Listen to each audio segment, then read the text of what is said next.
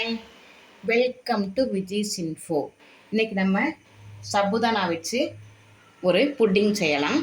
சப்புதானாவை நான் ஜவ்வரிசி ஒரு 10 நிமிஷம் ஊற வச்சுருக்கேன். நல்லா பெரிய ஜவ்வரிசியாக வாங்கிக்கிங்க.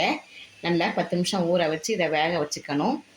மில்க்கு, அகர் அகர் பொடியாக இருந்தால் பொடியாக வாங்கிக்கிங்க. நான் இது இப்படி வாங்கியிருக்கிறதுனால கொஞ்சமாக 2 நிமிஷம் ஊற வச்சுருக்கேன். அதே மாதிரி சுகர் ஒரு 100 மில்லி சுகர் எடுத்து வச்சுருக்கேன். இப்போ நம்ம இந்த சப்புதானாவை ஒரு பேனில் போட்டு ஒரு 5 நிமிஷம் நல்லா வேக வச்சுக்குவோம். கொஞ்சமாக தண்ணி விட்டு நல்லா நைஸாக வேக வச்சுக்கலாம்.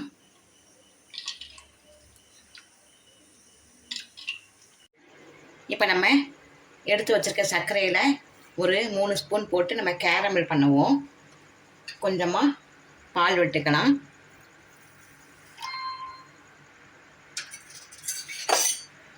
முதல்ல அடுப்பு பற்ற வச்சிடாதீங்க.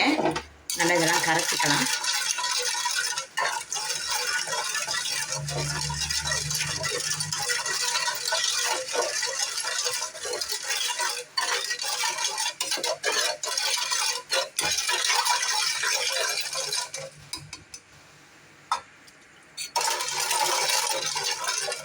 இப்போ நம்ம அடுப்பத்தை வச்சு கேரமலைஸ் பண்ணுவோம்.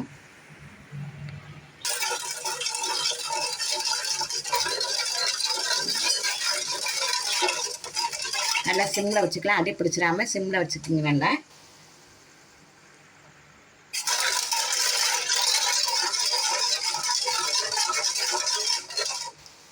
ஒரு 2 நிமிஷம் அப்படியே நம்ம வச்சோம்னா கேரமலைஸ் ஆயிரும்.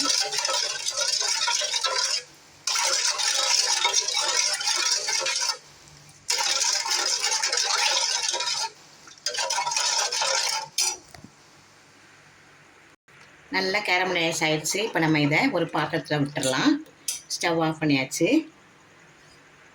இப்போ இந்த கேரமலைஸை நம்ம ஒரு பாத்திரத்தில் பேஸ் மாதிரி அடியில் விட்டாச்சு. இது அப்படியே இருக்கட்டும்.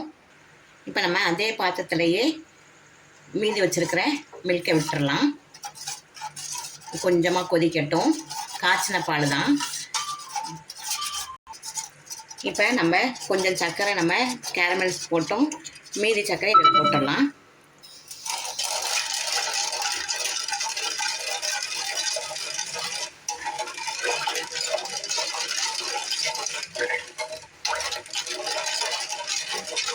சக்கரை நல்லா கரையட்டும்.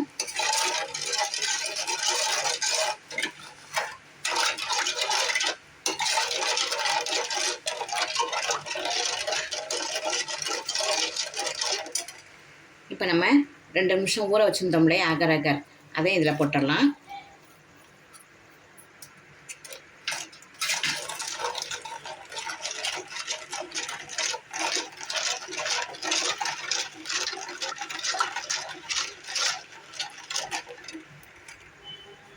இப்போ இதில் ஃபியூ ட்ராப்ஸ் வெண்ணிலா எசன்ஸ் விட்டுடலாம்.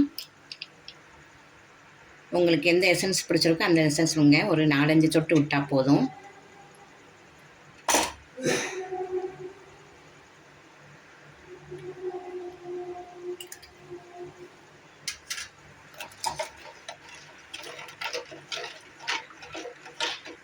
அகர் அகர் நல்லா கரையட்டும்.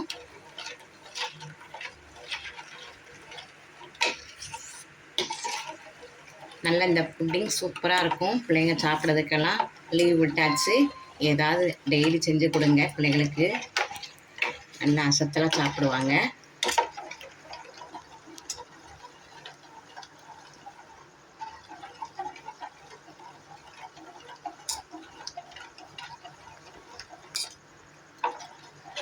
ஒரு துளி உப்பு போட்டுக்கலாம். கொஞ்சமாக உப்பு சேர்த்துக்கிறேன் ஸ்வீட்னால.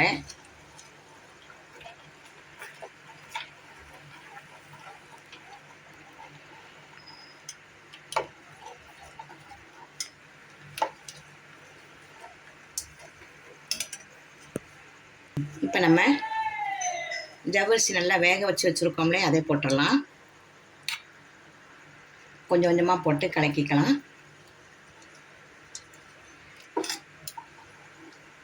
குக்கரில் ஒரு 4-5 சவுண்ட் எடுத்து வைங்க. அப்போ தான் நல்லா மையாகும்.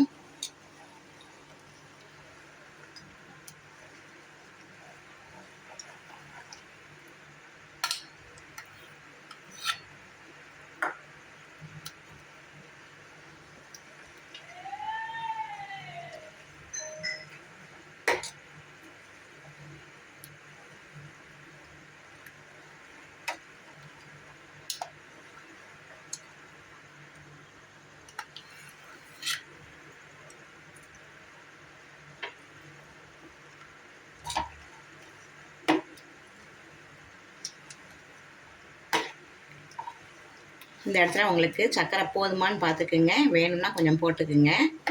எனக்கு போதும், ஒரு கப்புக்கு ஒரு கப்பு சரியாக எடுத்து வச்சுருக்கேன், அதனால் சரியாக இருக்கும்.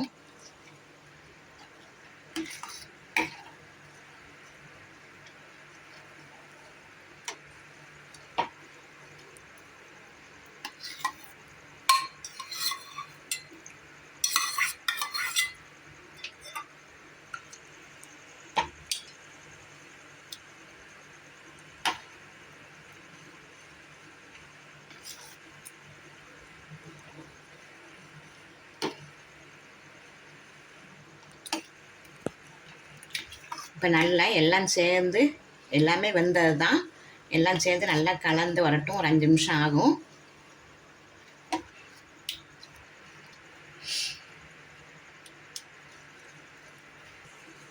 எல்லாம் கலந்து நல்லா ரெடி ஆயிடுச்சு. இப்போ நம்ம ஸ்டவ் ஆஃப் பண்ணிடலாம்.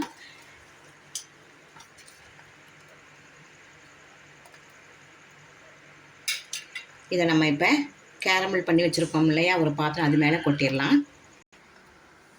நம்ம கேரமல் பண்ணி வச்சுருக்கோம் இல்லையா, அது மேலே இதை விட்டுறலாம்.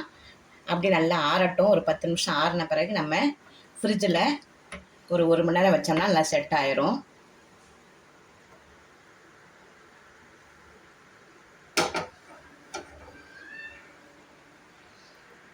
நல்லா தட்டி விடுங்க, ஏரெல்லாம் நல்லா வெளியே வரட்டும்.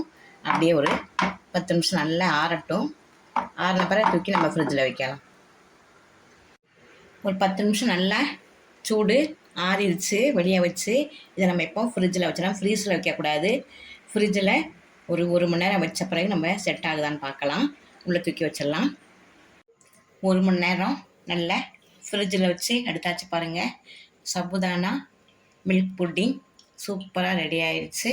இதை அழகாக நீங்கள் கட் பண்ணி செமையாக சாப்பிட்லாம்.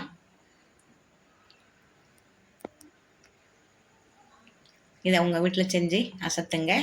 நல்லா சிம்பிளாக தான் இருக்கும், உடம்புக்கும் ரொம்ப நல்லது. இந்த ரெசிபி உங்களுக்கு பிடிச்சிருந்தா லைக் பண்ணுங்கள், ஷேர் பண்ணுங்கள், சப்ஸ்கிரைப் பண்ணுங்கள், பெல் ஐக்கானை தட்டி விடுங்க. மற்றும் ஒரு நல்ல ரெசிபியுடன் உங்களை சந்திக்கிறேன். பாய்.